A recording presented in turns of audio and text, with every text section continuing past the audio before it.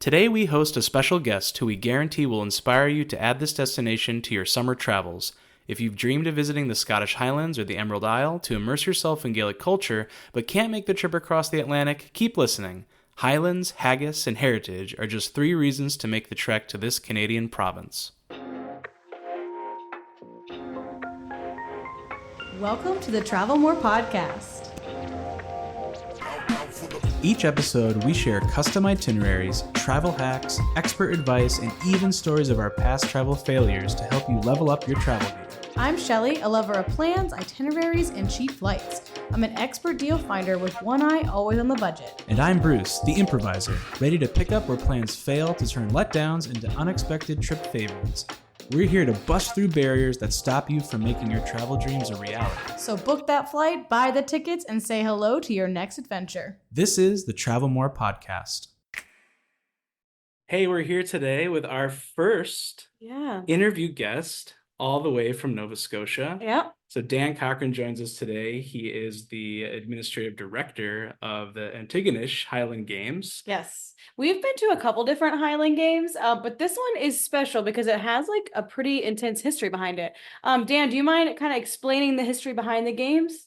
Sure, absolutely. And first off, thank you so much for having me. We're thrilled to be interviewed with you guys. We love your show. So it's certainly, and it's helped, a great way to market the event. It's something that, it's locally known, but it certainly has wide roots, right? I mean, it's it started in 1861. It was started by a group of Scottish forebears that they just recognized kind of the plight of the community. They were losing a lot of their culture, and that was a big issue that kind of brought them here in the first place. Without getting too deep into history, there's something known as the Scottish clearances, where a lot of the Highlanders, their culture, and quite literally their people were taken from the lands, so forced to leave the country. And so they settled in Nova Scotia, many of them, and throughout the world as well. But so a lot of them, there was a need to preserve that culture more so than ever, really. And so the Highland Games were founded, and the first took place in 1863 and on Apple Tree Island, which actually no longer exists. So, and it's been continuing ever since. There was a brief break during the World War II, I believe, as well, of course, the pandemic. So, but otherwise, we're one of the oldest Highland Games outside of Scotland. So, yeah, wow, that's so old. That's a pretty big claim to fame. I'm so grateful for some of the information you had sent, because my heritage is also Scottish on one side of my family. My grandmother's from Aberdeen, so I definitely grew up with some of the Highland Game experiences.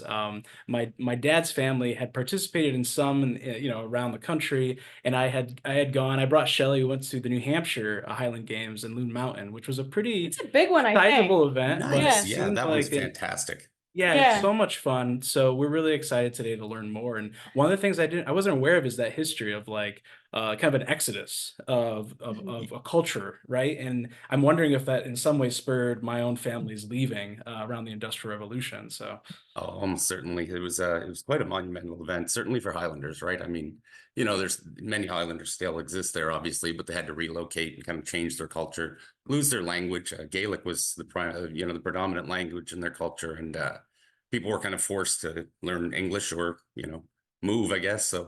There's been real efforts in recent years, certainly throughout Nova Scotia, to bring Gaelic back. So there's Gaelic education in most of our public schools now, and it's just becoming a more commonplace in our society, and that's something the Antigonish Highland Society really strives to maintain and improve. We want to build on that. So. Yeah, absolutely.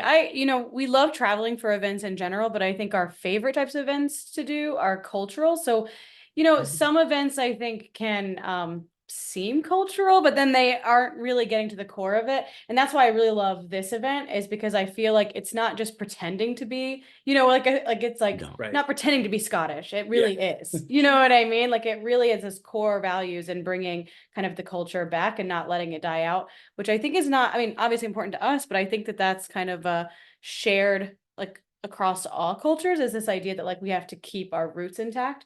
So we're really excited. We're really hoping that our plans line up this summer to go as well. We've never been to Nova Scotia, and it is high on our list. Yeah, we'd be thrilled to have you. Trust me.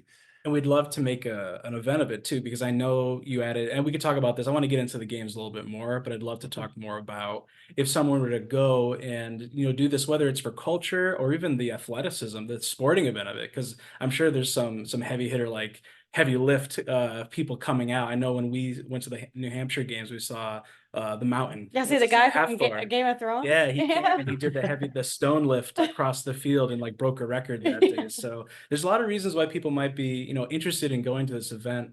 So I'd love to hear, let's break down some of the things, this year that's happening, wherever you want to start, so like, what are Sure. some highlights? Sure. So first off, what you're referencing are the Scottish heavy events. So and they say that it's the second oldest form of sport outside of I think it's marathon running or something along those lines. But yeah, anyways, it's there's a number of them that are kind of common every year. There's the sheaf toss, the caber toss, which everyone associates with the Highland Games, right? Yeah, that's the Stone put. iconic, right? The tossing the Absolutely. telephone pole, essentially. It's really a sight to see in person too, isn't it? Like, Mhm. It is. It's amazing. remarkable. Yeah. So yeah, the weight for distance, weight for height. So there's all different types of events that take place there, and they take place over the weekend. Actually, this year we're going to have a North American Challenge. So we're going to have people from across the U.S. and Canada, and there's professional men's on Saturday and professional women's on Sunday. So, and obviously a mix of other categories within that as well, youth, amateur, things like that. So it should be a really good show in terms of the heavy events. So. That's cool. I didn't realize, the caliber, the difference. So you could join this and be at an entry level, it sounds like, or you can be someone who might be Absolutely. sponsored and is competitive. No, it's one of those sports that, you can kind of compete right from day one. I mean, obviously it takes training. I mean, I don't mean to trivialize that because these guys are huge and there's a reason for it, but no, they, but it's great that they have different categories as well. Cause I mean, really to become a professional, you've got to have some measure, you know what I mean? And some level of competition to kind of drive you. So it's great that we have those options as well as we're trying to introduce more youth categories in that as well. We used to have it for people aged, I think 13 and up, but the interest kind of died off in recent years, and we're hoping we can change that because I mean it's a great sport, it's an excellent activity for your kids. I mean, and there's lots of opportunities to use it. So yeah, absolutely. It's too bad that you're seeing it kind of die down in popularity because I mean it's track and field events, right? I mean it's primarily like heavy lifting, but I just think it's so cool, and it's a lot of fun. But it's something that, maybe it's just because I've had experience seeing and going to these events, and I've thought about competing. I've never done it myself, but no time like the present. Yeah, right. But it's great, you've got these societies that are kind of keeping these things alive, and hopefully people, will discover this and kind of reconnect with it, and find something, to take part in. So. Yeah. And then, I mean, beyond, the games, of course, is that's the literal name of it. So it's obviously a huge part of it, but there's so much even more going on at this festival, it seems. Would you like to talk about some the things that people may find if they go?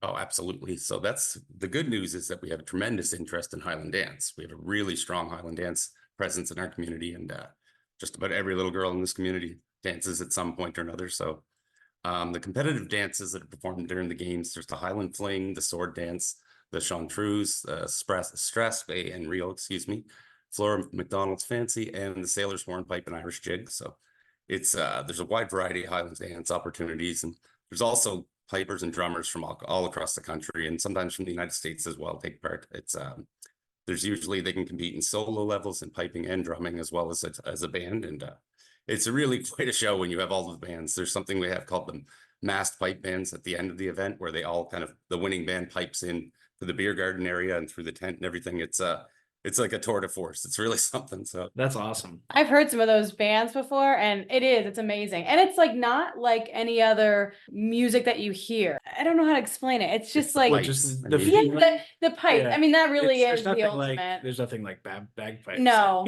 And when they are the adage that I love the bagpipes from a distance, but from a distance. Right? But it just gives it that flair that you just don't hear really anywhere, and it's really remarkable. I mean, I think my dad would always talk about pipes because he had feel it in your soul. Played. Oh yeah, but I mean, it's also they're used in some ways in wartime communication. You hear that coming, it's supposed to strike a certain sense. Oh, and it's unmistakable sound, right? Yeah, it's unmistakable sound of what's to come, right? So there's Absolutely. I think for an athletic event too, there's a lot of pride And Oh, just most like definitely. that, yeah, the feeling, and like also camaraderie, I'd say, of being at these events and seeing and hearing a mixture of things. So you've got like music and art and food Yeah. and games and athleticism and culture. So it's really a wonderful thing. I'm glad you brought that up because that is also, I forgot about that when we were at the Loon Mountain one, which is a giant event. Like it It sells out really super is. quickly. Like it's hard to get tickets. Like it really is a big event.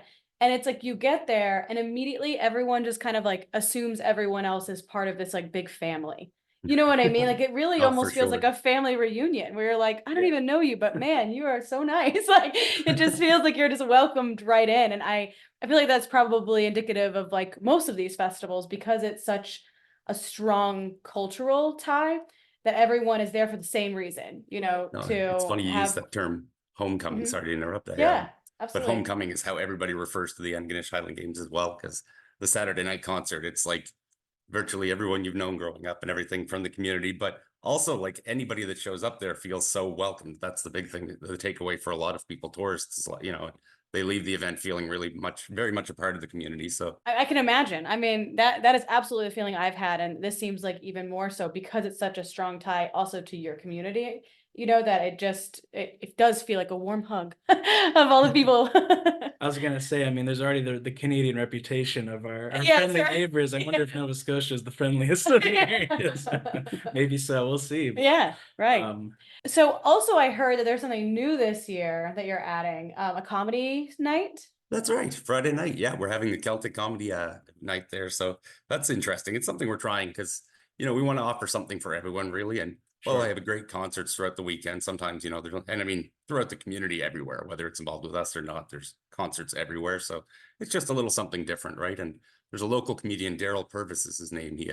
The never nervous Daryl Purvis, as they call him. He kind of contacted me wanting to do the Highland Games because he's starting to build a following pretty across Europe, and he's an entertaining comic, so it was a thrill for him, just sort of I guess a bucket list thing to play the game. So it should be interesting. We're looking forward to it. That's awesome. That is awesome. We definitely would try to make it line up to that because I love seeing comedy shows too, because those are also not something I see a ton No, of. I don't see it often like coming through like anywhere really. I mean, Right. I like, mean, you can especially go bigger see act. comedians, Yeah, but but yeah. also like in a festival when you Right, have right. like these, a variety of things to see. It's so Right. nice. Well, like you said, you listened to a couple of our podcasts, so one of our biggest things always is what do we eat here?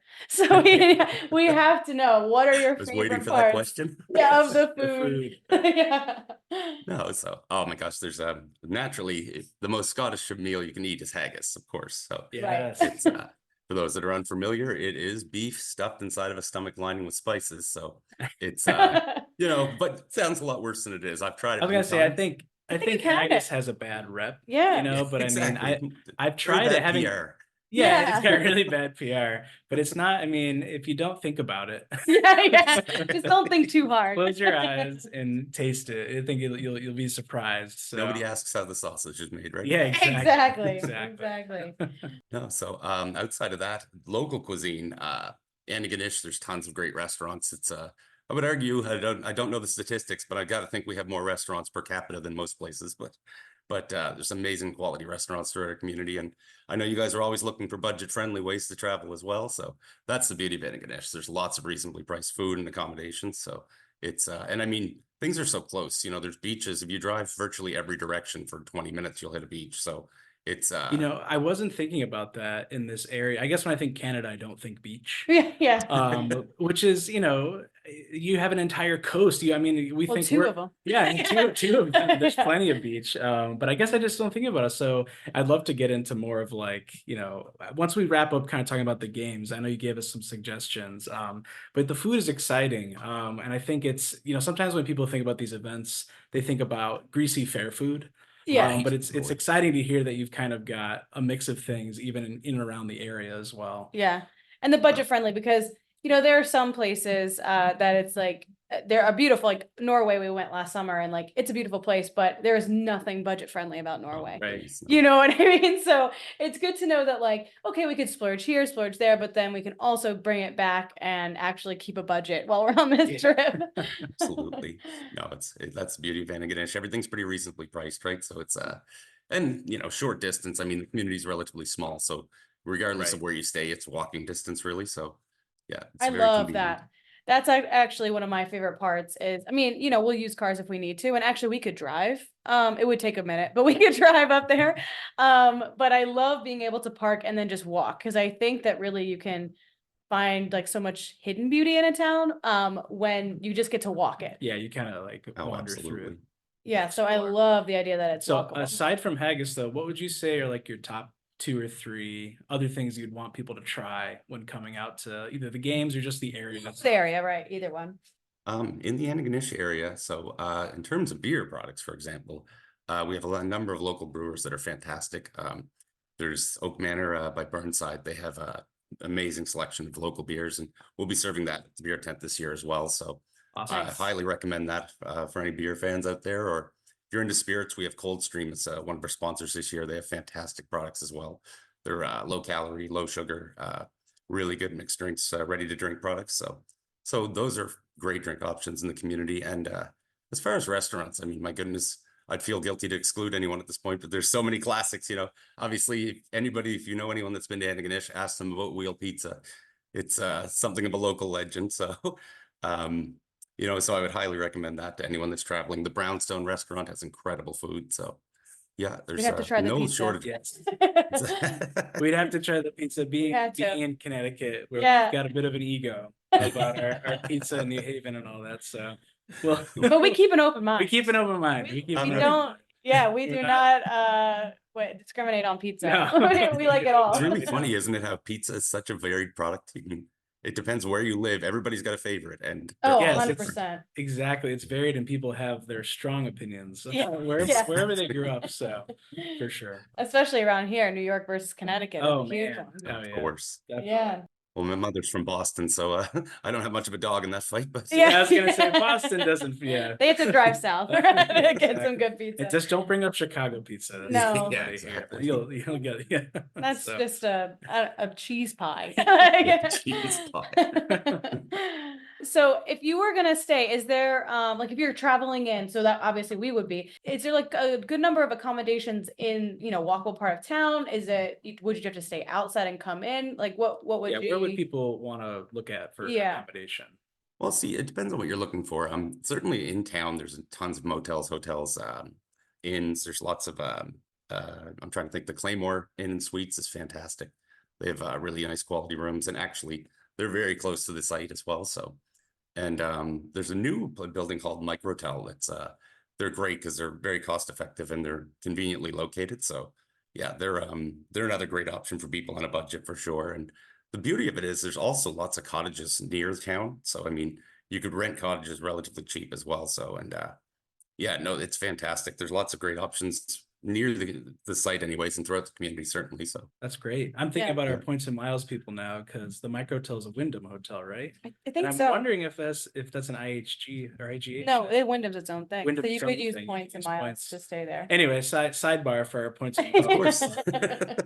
That also kind of brings up how we get there too. Yeah. I know, like, if people are gonna fly, so especially depending on where people are coming from, it sounds like Halifax would be the airport, right? To yeah, look at. most likely that would be the easiest, depending on your plans too, though, because there's also an airport in Sydney, which is in Cape Breton. So for some people, they like to right. do the trip through the Highlands and throughout Cape Breton, and a lot of Yeah. beautiful sites in that area. So if you want the Scottish experience, it's great to go through the Highlands and arrive at the Highland Games. So Right. I mean, that's a whole, I mean, That- I mean, that that's I like- think is what we'll do, is because like if we're gonna go, we That- might as well do the full. Yes. And Cape Breton's been a top, That's like been on top our of our list. list Yeah, for a while. we've been wanting that. I mean, that and Scotland. Yeah, right. The nicest thing about this, the more I think about, like, it's literally New Scotland. Yeah. It's like it's like it's right in the name, isn't it? Yeah, right. In many ways, it could be a budget friendly way to go if you can't make it across, the Atlantic, the pond, so to speak.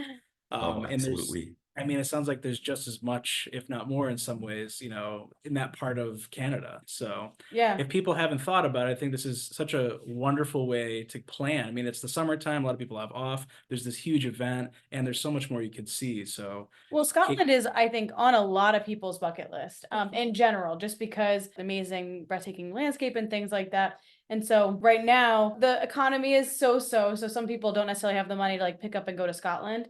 but being able to road trip through Canada may not just be on everybody's, like the top of their brain is like, that could be an option. Yeah. Right. And especially when paired with this Highland game, it's like, you're really going to get a full like Scottish experience without having to take a big flight. Especially for our New England people. Yes, We are. It's definitely. not that, I mean, it's far, but it's not as far as. Well, no, it's not as far. And I think something we try to encourage our listeners and anybody kind of thinking about trying to travel and do more like that is people can get stuck on these either bucket list destinations or places they know about, but they don't expand their horizon. And when we get stuck on like, I want to go to Scotland, I want to go to Paris, I want to go wherever, and then you never find the time, you never find the money. Yeah. And Exactly, right. you end up not doing it, but then you realize just in your region or even on a road trip, there's so much to explore. Yeah. So I think, Sure. today featuring this is a great example of that. And just another place that people may not know that offers a Yeah, it may lot. not be on your radar. Right. But it should be. So, thinking about beyond the game, so if people were gonna kind of wrap this up. Essentially, tell us how to road trip. Give us- Where are we going? Let's build the ideal itinerary. So we know we could fly it's Sydney to get to Yeah. Cape Breton, right? That's right, So we can yeah. go to Cape Breton and we can see the Highlands there. And this is another thing I never thought about. Like it's considered like a Highlands, Yeah. which is Oh, very yeah. cool. So it's No, not like it's a really flat. something. It's quite elevated as well. And I mean, it's remarkable. I mean, sometimes you'll see snow in June. Like it's Wow. incredible, whereas on the lower lands, it's beautiful 20-degree weather. So it really is an Nice. extreme up there, but it's a great drive. I mean, beautiful. Certainly at the time of year you'd be in this area, it'd be phenomenal. So lots of cool Yeah. wildlife. Oh, you're making lots me of, excited. Yeah. 20 degrees Celsius. Yes, for- yes, yeah. For everybody that's challenged by the American system. Yeah. So so you mentioned beaches. So I know you've got Cape Breton. What are some other areas and also about how far, like if someone were driving, let's say they fly in and they were driving through Cape Breton to get to Antigonish, the games, what does that look like in distance? I mean, you could certainly do it in a day, but I mean, it would be better to make a trip of it with a stopover somewhere in there. And Sure. personally, you're looking at probably, I don't know, 7 hours if you're taking your time through that trip. So That's not bad. No. Yeah. no, it's not too bad, certainly. But I would recommend if you want to stop anywhere for a beach, Port Hood Beach is remarkable. It's they say it's the warmest waters north of the Carolinas. It has something Wow. to do with the depth as well as the aspect of where like sun's hitting the beach. It's just the waters are beautiful. So and As a science teacher, I should be able to explain that to you. I was gonna say, can you tell us why the further north you go, the warmer it gets? To be fair, trust me, I that's think. not always the case, but Yeah. Yeah. Yes. go on the south You're shore of Nova lucky. Scotia and it's not so warm, but Yeah. I think you beautiful. are They have right, lots of though. white sand. But I think you're right about the depth. I think that it has something to do with like the currents. Yeah. And how that makes water sense flows. because of course Northern Europe is so far north, but has more of not an Arctic climate because of the currents. So Yeah. you might be getting some of that almost like whiplash back from Nova Scotia. So you say the beach is kind of like in the south part of Nova Scotia are like beautiful white sand. Absolutely. I'd never envisioned this. So you could actually, it's not just rocky like the coastal Maine. Like when I think about going north, it's No, I mean, now actually bear like, in mind there are sections that are certainly very much like Maine, but right. no, if you get further south, like the southwest end of the province, it's incredible white sand beaches. Wow. That is not something I would have pictured. I really I- would have thought, I mean, because we don't really, in all of New England, maybe in Cape Cod, you'll find a little bit of that kind of like, long stretch of beach, but honestly, most New England beaches are pretty rocky, Right. No, for so sure. I would just assume it's the same. I know when I think That's about crazy. Sandy Beach, I think you got to go to the Gulf Coast. You know what I mean? Yeah. Or like down to Florida, but So what was the name of that beach one more time? Because I'm going to write it down and put it on our Port Hood itinerary. Beach. There's also Inverness Beach. It's really beautiful as well. They're both along the route through Cape Breton, so gorgeous. And yeah, take notes. I am. We gotta I get this- literally have. I had to like re-download the notes app because I don't use the iPad very much. So I'm literally taking notes on our road trip here. there's actually great cottages for rent right in front of the beach as well there. So if you go down to Oh, Port Hood yes. Beach, there's actually one we rented once for, I can't remember what we paid, but it was very reasonably priced, and it is literally as close as you can possibly get to the beach. So Wow, that's amazing. So while we're talking, I just realized I didn't even ask you this yet because you were born and raised in the area, right? You've lived in Nova Scotia and yeah, Antigonish, that's right. and then I'm realizing your accent, which is very close to like what I think I might hear, like maybe in Ireland. There's like Oh. a slight, and I don't know if this is. I guess I didn't expect that. So would you say there's an accent of sorts in Nova Scotia or the area? I would say, yeah, certainly. I mean, among rural people, I let it slip at times, definitely. But we have, yeah, we certainly have our own way of speaking. And I mean, you might be right. That could very well be influenced by our roots, right? I mean, I don't know. I've never really thought about it, I guess, in terms of where that originated. I know I certainly Yeah, hear it, but I mean, Yeah. I guess it could be. I mean, I don't know. I don't know the science or the looking back Yeah. of like how people's accents change, right? Because I know the United States is varied in its accents as well, and I'm sure Canada is too. But Yeah, keep your accent. keep your accent. I lost Speaking mine. from I'm someone, very yeah, sad. I'm from the Shelley's. South. it's funny actually. You mentioned something interesting. There's a play being done by the Ships of 1801 Society. They're Mhm. closely involved with us. They do theatrical productions, and they're doing one this year, coming home from the Boston States. It's all about Oh. the people from our area moved in to search for work to New England area, and when they came back, they left by car and returned by car. Yeah. There you go.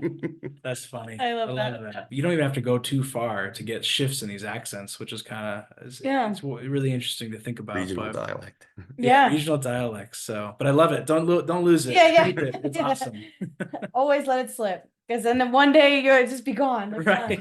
fine. Okay, I think honestly, like we've gone over a good amount. Is there anything that you wanted to make sure that people know about the festival part? Because I know we've stepped away from that for a minute, and I really want to make sure that the festival is our kind of like ringer here, because that's what we like to do a lot. And the reason that we thought this would be such a great episode is because we love to plan trips around these events just because it's fun. I'm not sure that we would have had this on our radar, like this road trip through Canada, except for this. You know No, what well, I mean? no, absolutely. I mean, and it's one of those things, right? That's the beauty of doing something like this. Talking with you both today is just to expose people to this, because it's an incredible tradition, but it's difficult to really get that word out there, right? And let people know. But it's funny, you mentioned earlier the authenticity of it. That's the calling card of our Highland Games. People always leave saying how authentic it is. And that's really something we pride ourselves on. And it should be a big year. We're really looking forward to this year. We have a great lineup of music, and over 70% of our performers are local as well. So that's a really big part of what we do, right? We want to make sure that local amateur entertainment gets opportunities to play and kind of build That's their own great. following, right? So Yeah, it's I love that. no, It's like you it's get a taste of both. Right. You're bringing exactly in right. like bigger acts, but you also have got, it sounds like a really strong community around this that is welcoming and open to having like international, I actually, that's a Oh, good question. How far is, people who come to this, and maybe it's the athletes, but Where's the furthest yeah, you've what's heard the of? furthest? the furthest would be Australia, I think. We've Wow. had a Okay. number of people from there, but I had a nice couple from Germany greet me last year, who I spoke on the phone with and helped them make travel arrangements. But we get people from all over, really. That's the beauty of this event. I Right. mean, as much as it's a community event, and it certainly is. I mean, literally, it's hard to find anyone in the community that's not involved in some way. Like, there's hundreds of volunteers that put in like thousands of hours every year to make this happen. So it's really community driven, and it's as a not for profit. It's remarkable to see that show of support from the community, but also to see that reach. I mean, the fact that we get people from everywhere. Obviously Scotland, of course, and but as a reference, Germany. Certainly, I mean, in our country, it's a big enough place. Getting people from BC is a big deal. So, Oh yeah, Yeah, for that's sure. a huge That, trek. yeah. Well, I mean, absolutely. I think people that aren't from, I guess, North America, I guess, to say the USA and Canada, forget just how big, like Yeah. from east to west coast. If you've never driven it, we just went out west a couple of years ago, and my gosh, it's like the days Yeah. of driving. Well, you think you're in Connecticut, right? And you think that would be such a short drive compared to BC, but yet, we're in the same country, but Us driving to Nova Scotia is nothing compared to going to Yeah. like No. Vancouver or Washington State or I mean, wherever. even flying, I think Yeah. it's faster for us to fly to London than it is LA. Yes. So Isn't yeah, that so it's something? Yep. crazy. Well, one of our kind of highlight questions that we want to ask everybody is not kind of outside of both of these things, but you personally, what is one of your, or a couple of your bucket list trips? Like, because we talk a lot about like getting outside the bucket list, but if you could choose your bucket list, what would it be? Well, as I say, I'm on brand with that. I would love to go to Scotland or Ireland. Like my family, my father's side actually has Irish roots, and my mother's side has Scottish roots. But I would love to see either country. I mean, it's just the Highlands areas would be incredible. The history of it, right? I mean, there's there's so much rich history in those regions and it's wild. I mean, I meet people from those areas and they feel like family immediately. You know what I mean? There's such a connection, and it's really amazing how that genetic connection just continues to persist, no matter how separated you may be, right? So Hey, you gotta get on that. You gotta get there. Get going. Let's go. Actually, I think we kind of look at a couple of years usually in advance for our trips, just as an idea, not necessarily in stone. But we actually were supposed to go to Scotland on what was going to be our honeymoon, even though it was a few years late even then. But it was in 2021, and at that point, not a good time. Scotland. Well, Scotland still wasn't open. Right. Like, it wasn't open to visitors. Right. So we have a great excuse to go next summer, which is that we have vouchers still for the plane tickets. So we kind of just been sitting on those, waiting for the perfect opportunity. And I think we've decided that next summer is it. So we are very excited to finally get there as well, because that is also on the top of our bucket lists. Yep, for sure. That's been a big That's one. wonderful. I'm happy to hear it. That's gonna be a great trip. So maybe you could aim for next summer, and we'll see. Yeah, exactly. We'll have a big haul trip over there. We'll see there. We can plan an Airbnb. Exactly. Perfect. I love it. Well, Dan, thank you so much. It's been so much fun. Oh, it's great. I appreciate it, guys. This is wonderful. And thank you for making this podcast. It's a great travel companion for people, provides really good advice on how to travel on a budget, which quite frankly, so many people need nowadays, right? Thank you so much. And we can't wait to go and make this a big old road trip. I'm already planning. The routes have been set. I bought tickets. We're good. Oh, that's fantastic. Check in with me. I'll tell you, we'll show you a great time. So sounds good. Well, thanks so much, Dan. We look forward to seeing you this summer. Likewise. Thanks so much. Take care. Bye. Bye. Did you know that every time you book a Disney or Universal vacation, you're paying for a service that you may not even be using? Really? That's right. Travel agent costs are added to your Disney or Universal vacation, whether you use one or not. So you're telling me that I'm paying for something even though I'm not getting the help? You got it. So next time you want to book a theme park vacation, make your money work for you. By booking with Magic Pass Travel, you'll get our expertise and years of experience without paying any extra and while supporting a small business. Check out our show notes to find our contact information. Can't wait to help you plan your next adventure.